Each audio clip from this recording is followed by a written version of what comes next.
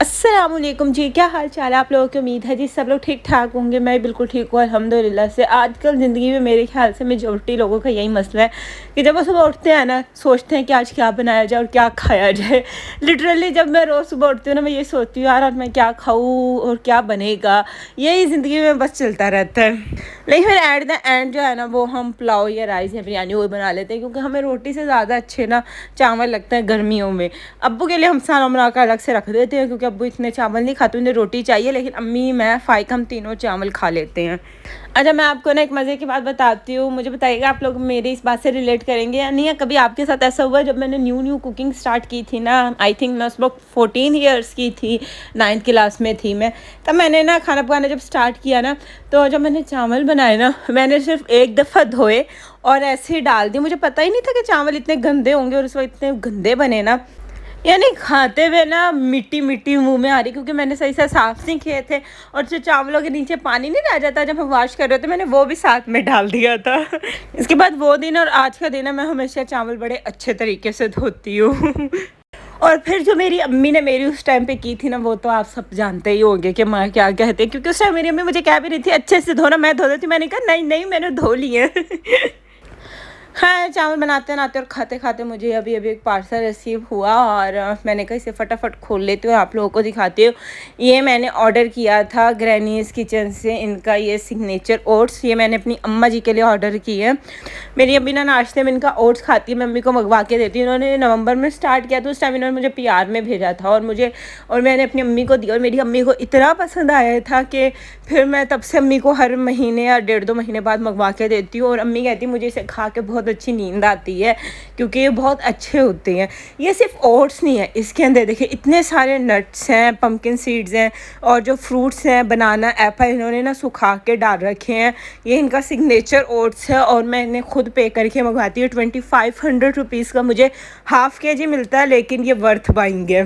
तो जब मैंने ऑर्डर किया ना ओट्स, तो इन्होंने ये पम्पकिन सीड्स और सनफ्लावर सीड्स जो है ना, मुझे एज अ गुडी फ्री भेजे हैं। ये भी आप खा सकते हैं दूध में डालकर, या वैसे ही हेल्थ के लिए बहुत अच्छे होते हैं, और लड़कियों के हार्मोन्स के लिए भी बहुत अच्छे होते हैं। खैर, ये वाला ओट्स मेरे कहने पे एक दफ़ा ज़रूर ट्राई करना।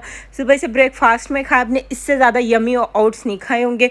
इनका फेसबुक इंस्टाग्राम पे पेज है, व्हाट्सएप नंबर भी है, यहाँ से ऑर्डर कर सकते हो। लाहौर में तो ये शॉप्स पर भी अवेलेबल हो, शायद आप वहाँ से ले सकते हैं। फिर शाम में जो है ना, वो मेरी नानी अम्मा, मामू, कज़न्स वगैरह आए हुए थे। इस तरीके से जो टाइम गुजर गया। और यहाँ पे आपको पता है ना, जब सब इकट्ठे हो जाते हैं, बातें चल रही होती है, और वो बातें सुनाने वाली नहीं होती। और ये मैं आपको रिमाइंडर दे रही हूँ फेस पैक का, जैसे कि आपने कहा भी था कि आप ही रिमाइंडर दे दिया करें। ये वही फेस पैक जो मैंने लास्ट वीडियो में बताया था, मैदा, चावल का आटा और दूध तीनों को मिक्स करके 7 डेज़ लगाना। उसके बाद फिर मैं कोई और फेस पैक बनाऊँगी। फ़िलहाल के लिए रिमाइंडर, आप भी फटाफट जाएँ और बना लें। मैंने आपको एक बहुत ही सीरियस एडवाइस दे रही है, बड़ी सिंसियर वाली। वो ये कि आपने कभी गर्मियों में कटिंग नहीं करानी, और अगर करानी भी है ना, तो सिंपल कटिंग करा ले, कोई लेयर स्टेप वगैरह मत करवाइएगा ना, आप मेरी तरह बड़े जलील होंगे। क्योंकि मैंने कटिंग करा ली थी लेयर स्टेप मिक्स करके ना, और आगे से बॉब कट टाइप वाली। हाय, मैं इतनी तंग हो रही हूँ ना अब, क्योंकि मुझे जूड़ा बांधना हो, चुटियाँ बांधनी हो, फ़ौरन बाल निकल जाते हैं। कटिंग वटिंग का जो शौक होता है ना, सर्दियों में पूरा करना चाहिए, गर्मियों में सिर्फ सिंपल कटिंग करवानी चाहिए, वरना बड़े तंग होते हैं। मैंने अब्बू से ना ये जो है फ्रूटी ड्रिंक जो होते हैं, रेडीमेड स्क्वॉश, ये मंगवाए थे, और अब्बू कह रहे थे बड़ा मज़े के हैं, तो इसलिए फिर मैंने मंगवाए। और यार वो मैंने इसलिए मंगवाए, वैसे हेल्दी तो नहीं होते, नहीं पीने चाहिए, लेकिन आजकल इतनी गर्मी है ना, और गर्मी की वजह से ना जब मैं ठंडा पानी पी लेती हूँ, फिर भी मुझे ना बोतल की क्रेविंग हो रही होती है। और मेरे घर में बहुत बोतल पी जाती है, हर वक्त फ्रिज में बोतल होती है, तो उसे देख के ना मैं फिर बोतल पीती हूँ। और वो बोतल बिल्कुल भी सेहत के लिए अच्छी नहीं होती। तो है तो ये भी अच्छी नहीं सेहत के लिए, लेकिन कुछ बेटर है, तो मैंने कहा चलो कभी कभार क्रेविंग को ख़त्म करने के लिए ना मैं ये पी लिया करूँगी। तो इसलिए बस ये अब्बू फिर मेरे लिए लेकर आए थे। खैर हो, ये एक चीज़ मैंने आपको दिखानी थी, अचार आ गया आज ही। जो मेरे मामू ना इसे देकर गए हैं ना, अभी अभी वो आए हुए थे, तो नानी अम्मा ना, तो अचार बन गया था। और आप में से हर कोई इसकी रेसिपी मुझसे मांगता है, यार मैं रिकॉर्ड ही नहीं कर पाती। और अचार बनाना ना मुझे लगता है हर किसी के बस का बात नहीं, और हर किसी के अचार में वो जायका नहीं होता। इसमें ना हाथ के जायके का बड़ा फ़र्क है। हमने कभी अचार नहीं डाला, मेरी अम्मी ने ना, और मैंने भी नहीं कभी बनाया। हाँ, मेरी सास बनाती होती हैं, लेकिन हमारे हमेशा नानी अम्मा अचार बनाती हैं। मेरी नानी हमेशा इतनी बाल्टियाँ चार की बनाती हैं और ये एक नहीं बनती है, कोई तकरीबन 10 बाल्टियाँ बनती हैं चार की, जिसमें से एक हम अम्मी को देती हैं, फिर मेरी एक और खाला हैं उनके जाती हैं, फिर मेरे 5 मामू हैं उनके घर जाती हैं। इस तरीके से बनती हैं और ये हमारी पूरे साल ख़त्म नहीं होती, यानी हमने कभी बाहर से अचार नहीं लिया, हमारे घर में यही अचार जो नानी बनाती हैं ना वही यूज़ होता है। और ये देखिए, वाह वाह वाह, किसी ने खाना है तो बताए अचार को ये बड़े मज़े का होता है अचार, मेरी जो नानी डालती है मुझे बड़ा पसंद है, सुबह पराठे से खाएंगे इंशाल्लाह। अच्छा, ये अगर आप कोई वेट मशीन समझे, वेट मशीन नहीं है एक्चुअली, ये पाँवों के लिए है। इस पे ना वाइब्रेशन होती है तो ब्लड सर्कुलेट करता है तो पाँवों का दर्द ख़त्म हो जाता है। ये हमने अम्मी के लिए ही ली हुई है क्योंकि मेरी अम्मी को ना घुटनों में दर्द रहता है काफ़ी ज़्यादा ना, तो इससे करके ना उन्हें ना सुकून रहता है। अच्छा, मैं ना आप लोगों से एक बात करने लगी थी। मुझे अक्सर लोग कहते हैं कि आप ना कुछ अच्छी अच्छी बातें क्या करें, क्योंकि हमें आपकी बातों से ना बड़ी मोटिवेशन मिलती है, बड़ा कुछ सीखने को मिलता है। मुझसे किसी तो आप में से जो लोग जो कमेंट करते हैं ना जिस टाइप के, तो मैं उसी में से ही ये वाला पॉइंट निकाला और मैंने कहा ये मैं आपके साथ डिस्कस करती हूँ और पूछती हूँ आप लोगों की इसके मतलब क्या ओपिनियन। अच्छा, मुझसे किसी ने पूछा कि आजकल जो है ना, आजकल लोगों की सेपरेशन बहुत ज़्यादा हो रही है, डिवोर्स ना, जबकि सोशल मीडिया पर तो वो बड़े खुश दिख रहे होते हैं, बड़ी अच्छी अच्छी पोस्ट डाल रहे होते हैं, वीडियोस डाल रहे होते हैं और कुछ टाइम बाद ही फिर उनकी अलग से सेपरेशन हो जाती है। तो इसकी क्या रीज़न है?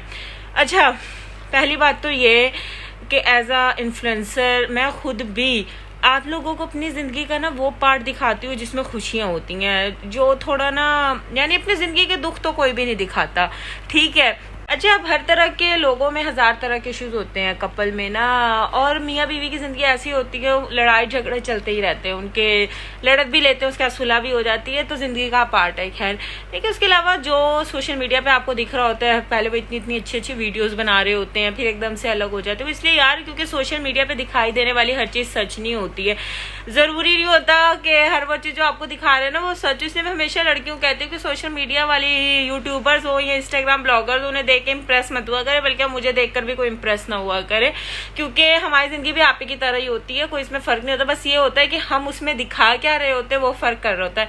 और जहां तक बात रही वीडियोस की, उसमें से जो कुछ लोगों का पॉइंट होता है ना वो व्यूज का होता है, कि जिस तरह वो दिखाएंगे जितने व्यूज आएंगे उतनी अर्निंग होगी, तो वो इस वजह से भी थोड़ा ज्यादा कर रहे होते हैं। अच्छा, जो शादी होती है ना उसमें आपको बड़े कंप्रोमाइज करने पड़ते हैं। पता नहीं यार, मैं जब बोलने लगती हूँ यहाँ से कोई आवाज़ आने लग जाती है और मैं सोच में पड़ जाती हूँ क्या आवाज़ आ रही है इधर से। खैर, अच्छा, मैं आपको बता रही थी कि शादी में ना बड़े कंप्रोमाइज़ होते हैं यार।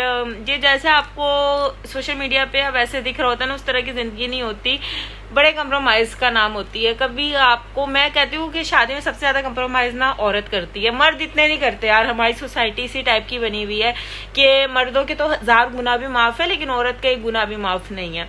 लेकिन तो मर्द नहीं करते, उनकी ना, मैं शायद कहती हूँ कि उनकी तरबियत ही कुछ इस तरह की होती है। माओ को ना जितनी वो बेटियों की तरबियत पे फोकस रखती है, उतना ही उन्हें बेटों की तरबियत पर भी रखना चाहिए, क्योंकि आगे जाके उन्होंने किसी के शौहर बनना होता है, घर चलाना होता है, किसी का बाप बनना होता है। तो अगर उनकी तरबियत ही अच्छी नहीं होगी ना, तो बीवियों को लेकर अच्छा चलेंगे ना अपने घर को लेकर अच्छा चलेंगे। इसलिए तरबियत बहुत मैटर करती है। हाँ, कभी कभी ऐसा एक पॉइंट आता है कि हस्बैंड भी कर लेते हैं, लेकिन फिर भी ज्यादा कंप्रोमाइजिंग औरत को ही करने पड़ते हैं। तो बेटर आप उस वक्त आप मेंटली तैयार ना हो ना, तब तक ना करें। मैं तो आपको बहनों वाला मशवरा दे रही हूँ, शादी बड़ी कंप्रोमाइज करने का नाम है। ये कोई फेरी टेल वाली जिंदगी नहीं है, कि ना कोई ड्रामा वाली रोमांटिक लाइफ है, ये होगा फलाना होगा, ना बाबा ना। इसमें बड़े रियलिस्टिक चीजें हैं और बहुत कुछ देखना पड़ता है।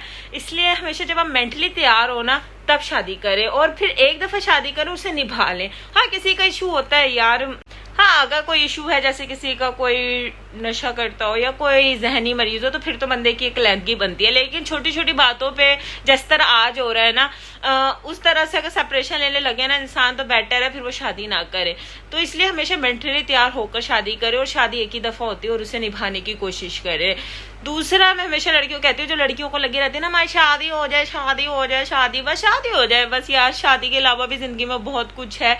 जिन लड़कियों की शादी नहीं हुई, अल्लाह पाक उन सबके नसीब अच्छे करे, उन्हें अच्छे रिश्ते से नवाजे। और नहीं भी हो रही ना, तो परेशान मत हो, अल्लाह से दुआ करे, क्या पता अल्लाह ने आपके नसीब में कोई अच्छा लिखा हो जो भी आपको ना मिले रहा हो।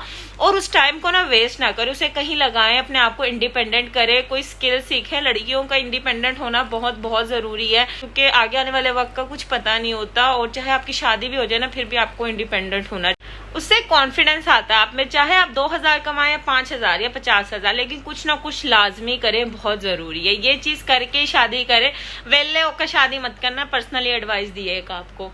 और आजकल सोशल मीडिया पे होने वाली डिवोर्स की रीजन भी ज्यादा यही है कि उन्हें यही लगता है कि हमारा जो रिश्ता है ना, बस वो एक व्यूज की हद तक है, हमें ज्यादा से ज्यादा फैंसी वीडियोस बनानी है, वो अपलोड करनी है।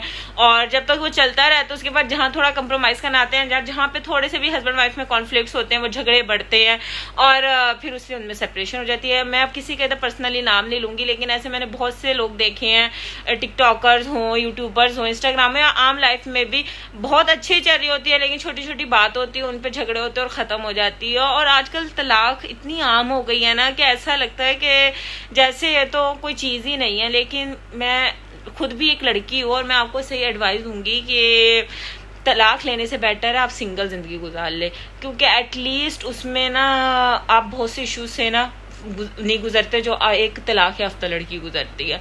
इसलिए जब भी शादी करें यार, एक बहुत सोच समझ कर इसका फैसला करो।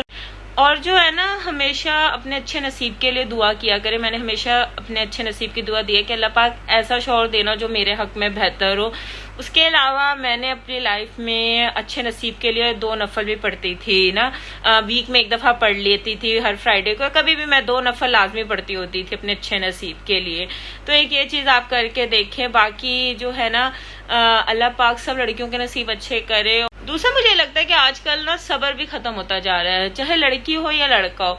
इस वजह से भी ना वो छोटी छोटी चीजों को बर्दाश्त नहीं करते और आपे से उखड़ जाते हैं, और ये भी एक वजह बनती है ना। और थर्ड मुझे ये भी लगता है कि बहुत सी लड़कियों की ज़िंदगी में ना combined system, joint family system या इकट्ठे रहने की वजह से भी ना बहुत से इश्यूज क्रिएट होते हैं, क्योंकि हर किसी के ससुराल में इतना अच्छा नहीं होता और वहाँ पे वो बहुत से इश्यूज फेस कर रही होती है, जिनकी वजह से शायद उनकी अपनी पर्सनल लाइफ होती है ना, बड़ी इफेक्ट होती है। मैं ये देखा है कि जो हस्बैंड वाइफ अकेले रहकर ज़िंदगी गुजारते हैं ना, वो साथ रहने वाली ज़िंदगी से जब आप साथ फैमिली के रह रहे होते हैं मच बेटर, क्योंकि जब आप अकेले रहते हैं ना, आप एक दूसरे को ज़्यादा समझते हैं, वो ज़िंदगी के इश्यूज देखते हैं, उसे साथ टैकल करते हैं, तो वो एक और चीज़ बनती है। इसलिए हर किसी डिफरेंट रीजंस है, लेकिन क्या कह सकते हैं। आप बताएं आपको क्या लगता है।